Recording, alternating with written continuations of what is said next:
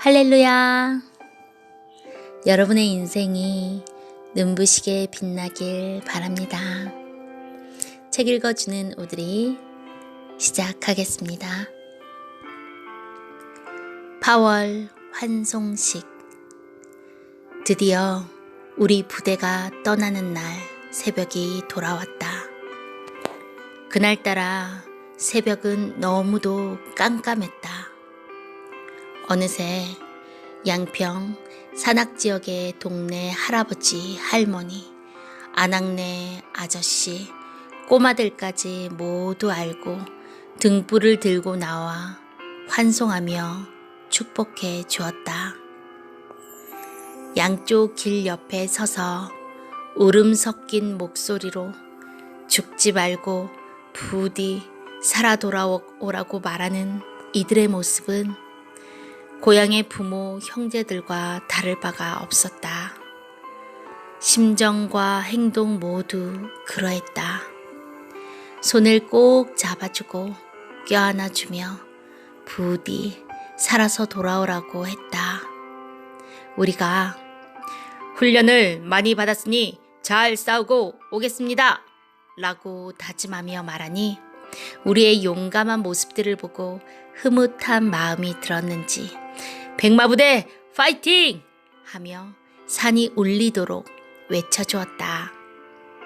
그동안 훈련 받느라고 농작물에 피해도 많이 끼치고 밤과 낮으로 산울림이 끊이지 않게 군가를 부르며 고함을 질렀었다.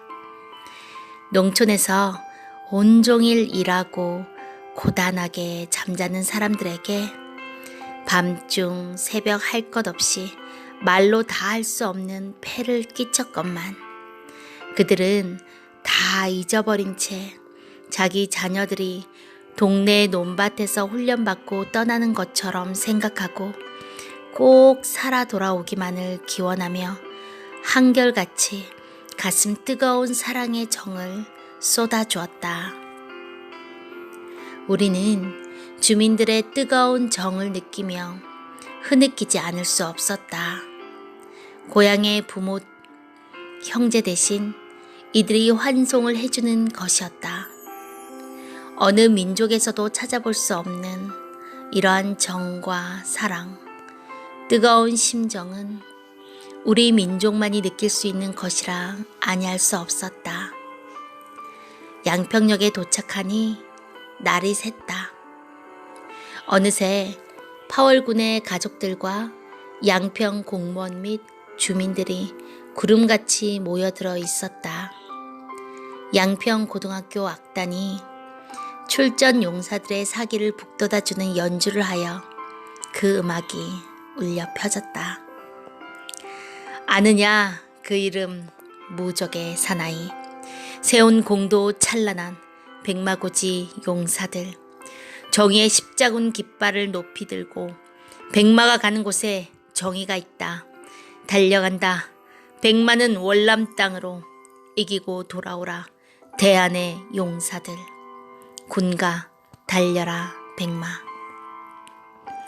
아직 베트남에 가지도 않았는데 즉석에서 위문 편지가 전해지기 시작했다.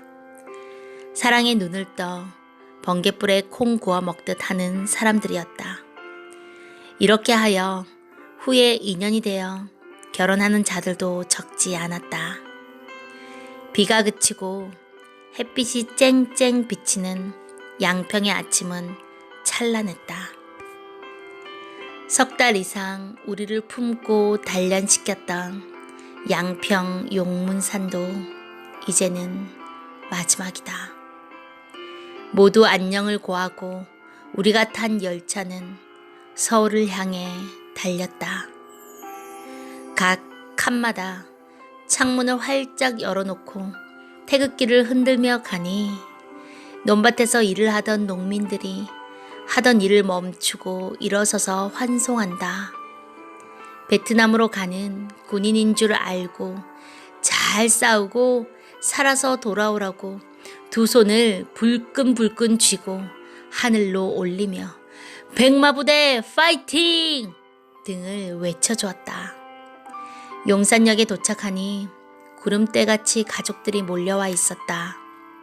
우리는 대게한 군용 트럭에 옮겨 타고 여의도 비행장으로 달렸다.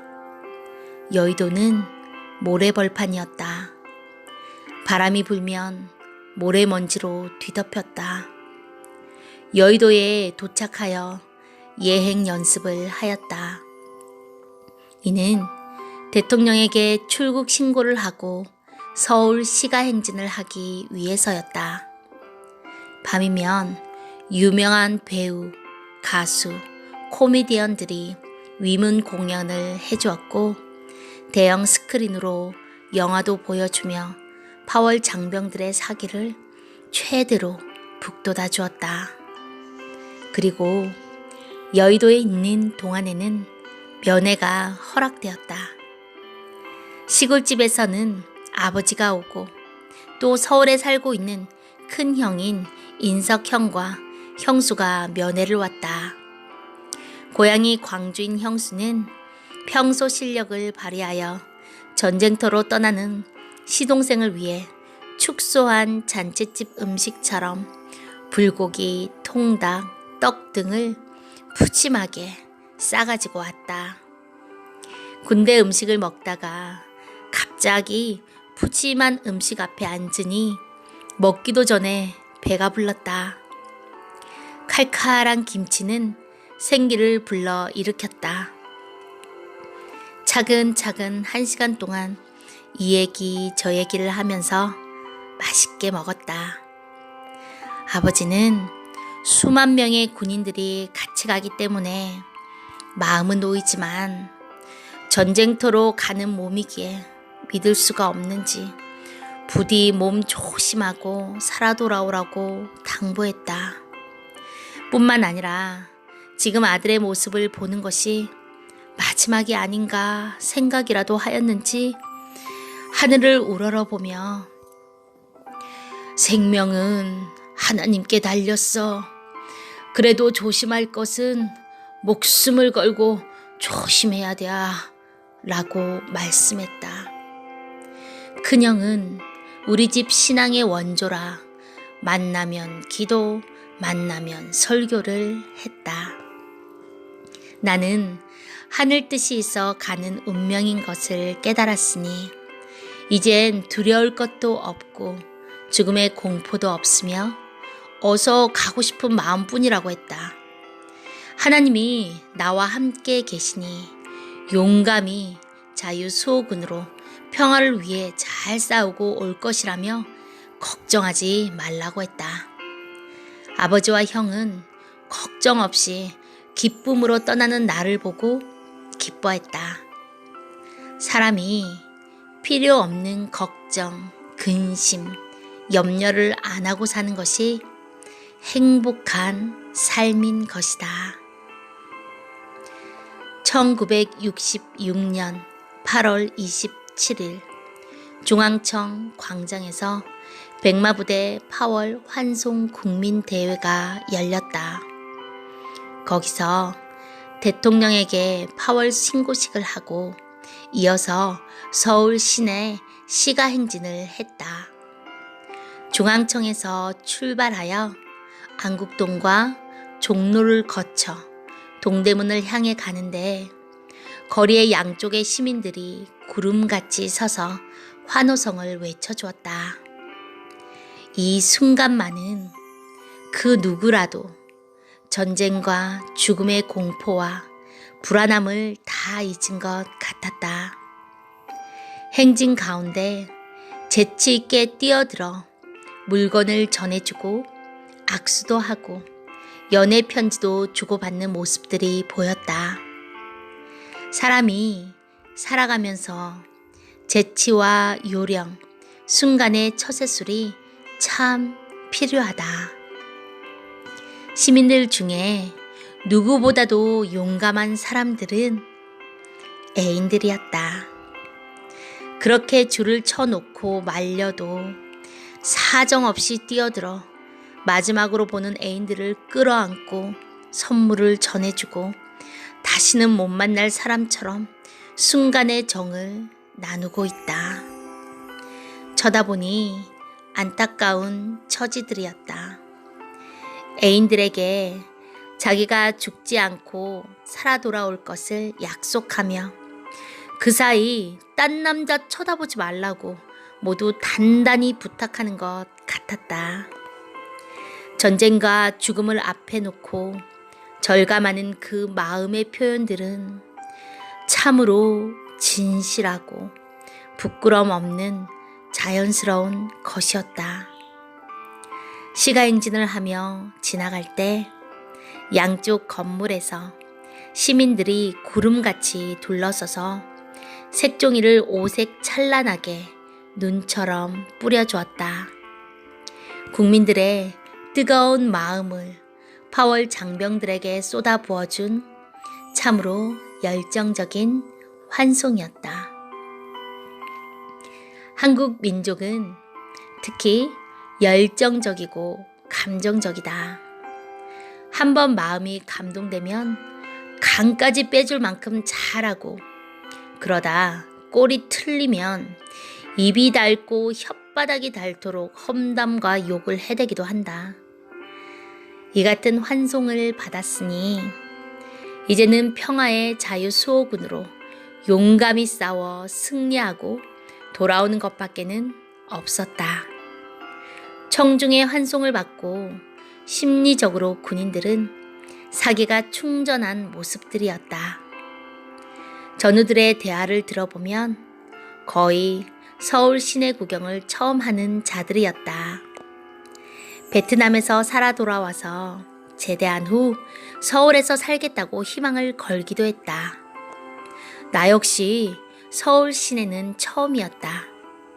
1960년대 서울 시내를 보고 웅장하다고 놀랐으니 정말 촌놈이었음을 부인할 수가 없다. 시가행진을 마치고 동대문 서울운동장에 도착한 우리들은 배낭을 벗고 도시락으로 식사를 했다. 이곳에도 시민들은 파도처럼 밀려들어 서울운동장을 뒤덮었다. 여기서도 역시 면회가 허용되어 자유롭게 면회를 하게 했다.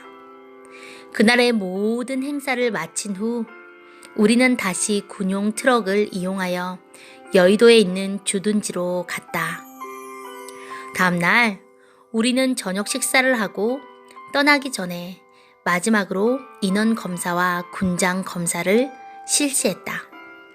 그리고 트럭으로 이동하여 영등포 역으로 가서 대기하고 있던 증기기관 열차에 올라탔다.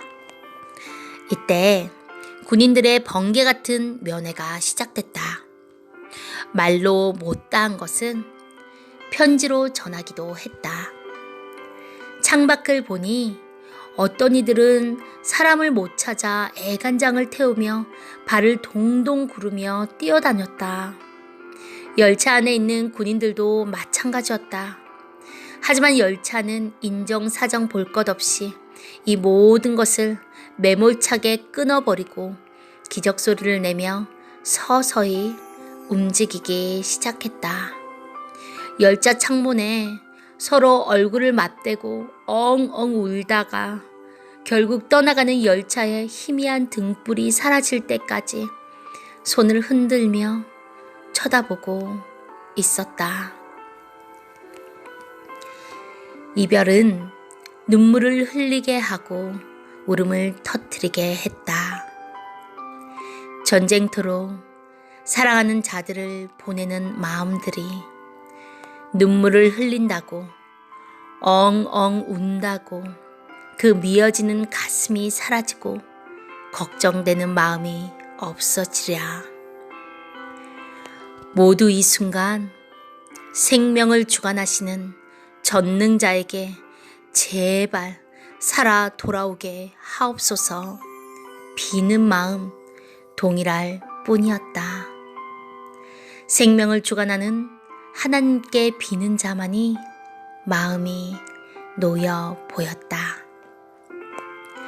열차는 속도를 내어 달리기 시작했다. 때는 1966년 8월 28일 오후 8시였다. 파월 병사들은 배낭을 모두 열차 선반에 얹어놓고 군가를 부르며 춤을 추며 잡념들을 없애고 신경 쓰이는 것들을 잊어버리려 했다. 순간순간 장면이 바뀌는 대로 분위기에 젖었다. 한밤중에 대전역에 도착하여 대전 시민들의 환송을 받았다. 마지막으로 아들을 보려고 부모들은 울음 섞인 소리로 자식의 이름을 불렀다. 열차 이 끝에서 저 끝까지 찾아도 서로 못 찾아 심정 태우는 모습은 정말로 안쓰럽고 같이 심정이 타지 않을 수가 없었다. 너무도 아우성을 쳐서 아수라장이 되니 서로 자기를 찾는 음성을 알아들을 수가 없었다. 땅을 치며 통곡하며 울어대는 어머니, 부인, 그리고 애정의 눈물을 흘려대는 애인을 떼어놓는 충격이 얼마나 컸던지 무쇠 같은 사나이의 마음이 녹아 마치 봄날 초가지뿐 끝에서 고드름이 녹아내리듯 눈물을 뚝뚝 흘렸다. 옆에 사람이 오는 것을 보고 모두 참다 못해 엉엉 소리내어 울었다. 이럴 때 울음을 참는 것도 큰 고통이었다. 지역적인 성격을 보면 서울이나 경기도 사람들은 봄날의 초가지붕 추녀 끝에서 고드름이 뚱벙뚱벙 떨어지듯 울고, 전라도 사람들은 가마솥에 뜨거운 물이 끓듯이 한 번 울면 통곡하며 울고, 경상도 사람들은 불붙은 휘발유처럼 못 참고 엉엉 울고, 충청도 사람들은 참았다가 시간이 지난 다음에 우는데 이날은 참지를 못하고 독자 잃은 과부처럼 모두 울어댔다. 어느 노래 가사처럼 목이 메인 이별가를 불러야 하나, 돌아서서 피눈물을 흘려야 하나, 이토록 절절한 심정으로 전쟁터로 떠나가는 순간 이제는 마지막으로 보는 사람들처럼 보내고 떠나야만 하는 애달픈 이별의 광경이었다. 어느 글쟁이가 이 모습을 글로 다 나타낼 수가 있으며 어느 말쟁이가 말로 이 광경을 다 표현할 수가 있으랴. 다만 자유우방을 위해 떠날 때 심정의 그 쓰린 사연을 그 순간 본 대로 느낀 대로 이러했다고 간단히 기록해 놓을 뿐이다. 나는 다행히 부모님도 안 나오시고 애인도 없어서 애간장은 덜 탔지만 이 모든 광경을 지켜보는 가운데 심정의 눈물강이 마음속에 흘러내리다가 결국 내 두 눈에도 막을 수 없는 눈물이 쏟아지고 말았다. 열차가 기적을 울리며 움직일 때마다 환송 나온 시민들과 친척들, 특히 연인들은 목을 놓아 곡을 했다. 차마 앞으로 나와 소리도 지르지 못하고 뒤에 숨어서 애태우며 눈물만 흘리는 연인들도 있었다. 그것을 보니 더 애석한 심정이 내 마음에 와닿아 눈물이 핑 돌았다. 열차는 기적 소리를 내며 다시 출발했다. 정한 시간이 있기 때문에 부지런히 달려야만 했다. 또 몇 시간을 달려 대구역에 멈추어 대구 시민들의 환송을 받았다. 새벽 2시가 넘었는데도 아랑곳 없이 대구역은 꽉 메어져 있었다. 경상도 사람들은 불같이 뜨거운 성격으로 말도 뜨겁게 내뿜었다. 급해서 따발총같이 빠르게 내뱉은 말들을 알아들을 수 없었으나 경상도 사람들끼리는 잘 알아들었다. 열차는 순간 멈추었다가 가기에 번개처럼 얼굴을 찾지 않으면 도저히 만날 수가 없었다. 때문에 열차가 멈출 때마다 창문에 구름대같이 달라붙어 주고받고 작은 큰 보따리들, 참으로 평생 못 보는 마지막 길을 가는 사람을 대하듯 했다. 열차는 사람들이 대성통곡을 하든지 찾을 사람을 찾지 못했든지 울고 짜고 하든지 아랑곳하지 않고 기적소리를 내며 철길을 미끄러지기 시작했다.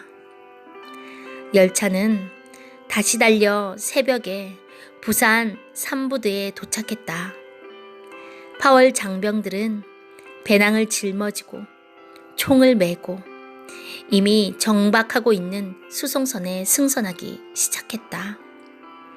듣건대 가피호라고 부르는 이 배는 제2차 세계대전 때 미군 병력을 수송했던 배라고 했다. 1만 8천 톤의 큰 배였다. 8월 29일 배에 올라서 배 안의 내무반에 배치받고 갑판에 올라가니 부산 해변가를 한눈에 구경할 수 있었다. 부산 역시 나는 처음으로 경험해보는 곳이었다. 부산은 긴 갈치같이 해변이 길게 둘러싼 항구 도시였다. 배 안에는 무대 공연장과 각종 오락시설과 운동시설이 갖춰져 있었다. 배를 타면 탈영할 사람이 없으니 자유로이 돌아다니게 했다. 층층 침대에 배치받고 그동안 흙먼지 속에 땀을 흘리며 씻지 못한 몸들을 씻고 닦고 나니 날아갈 듯 했다. 8월 30일 갑판에서 부산 바다를 내려다 보았다. 높이 20m나 되는 갑판에 서 있으니 5층에서 6층 건물 위에 서 있는 것 같았다. 이 끝에서 저 끝까지 150m도 넘는 듯 했다. 청명한 부산 항구의 아침이었다. 하늘도 청명, 바다도 청명, 군복도 청명, 마음도 청명. 이제는 훈련도 받고 도시마다 시민들의 뜨거운 환송도 받고 잘 싸우고 오라는 온 국민들의 염원도 받았으니 자유수호군으로서 갈 길만 남아있다. 오직 우리와 맞붙어 싸울 자와의 싸움만 남아있다. 선악의 싸움은 지구촌의 싸움이다. 누가 선인지 누가 악인지 싸워 봐야 한다. 선한 자가 질 때도 있고 악한 자가 질 때도 있고 선한 자가 죽을 때가 있고 악한 자가 살 때가 있으니 하지만 어느 편이 어찌됐든 결국 악은 망하고 선은 꽃을 피우고 열매 맺는다. 모두 다 살아오겠다고 소원하나 다 살아올 수도 없고 다 죽어올 수도 없는 운명들이다. 누구든 예정이라도 되어 있는 것처럼 전쟁터에서 그 생명을 기다리고 있는데 살아오고 싶지 않은 자 누가 있으며 죽어 돌아오고 싶은 자 누가 있으랴. 저 하늘의 하나님은 누가 죽어올지 누가 살아올지 다 아신다. 사는 씨는 이미 입이 무겁다. 내 이름이 사망 명단에서 빠졌는지 생명 명단에서 빠졌는지 굳이 알고 싶지 않다. 인생의 생명은 신이 못 박아 놓지 않았다. 자기 하기에 따라서 좌우되기 때문에 앞날을 미리 알고 사는 것보다 모르고 자기 생명을 목숨 걸고 살피며 신에 의지하고 열심히 사는 것이 신의 뜻이다. 부둣가에 모여든 부산 시민들과 가족들의 환호 속에서 우렁찬 군악대의 백마 군가와 또다시 돌아오마 부산항아 미스김도 안녕 미스리도 안녕 노래가 울려 퍼지니 이는 또 사나이들의 마음을 울적하게 하여 흐느끼게 했다.